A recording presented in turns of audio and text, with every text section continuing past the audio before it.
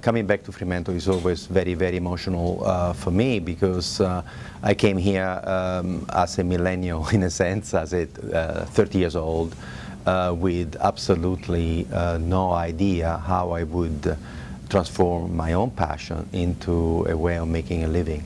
And I discovered that helping other people is the greatest lesson in the world. I mean, if you do not know what your passion is, help somebody else, and very soon you discover what your passion is.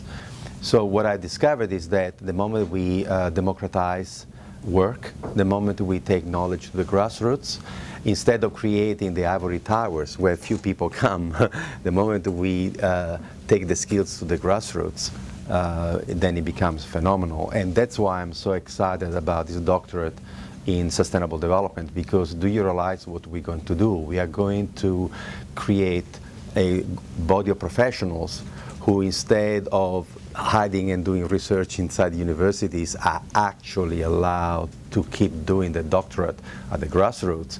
So these are people, we want to work with the practitioners, we want to work with the people at the grassroots, and once the research that they do at the grassroots is then distilled in the form of something that is readable, hopefully some of this PhD will have some beautiful documentary, some visuals attached to it. So when we start to then bounce back what these people are doing at the grassroots through social media worldwide, we can get best practices and we can lose a little bit of that arrogance of the white male expert. So what is the role of the university? The role of the university is to recognize the validity of this experimentation. And this is what Peter Newman and I did. My PhD basically was experiential. It was done in working with people at the grassroots. Then we collated the story that came out of the experience. In a sense, my doctorate was a doctorate which in sustainable development, there was, in a sense, a precursor of what we are doing now. So it's an extraordinary change.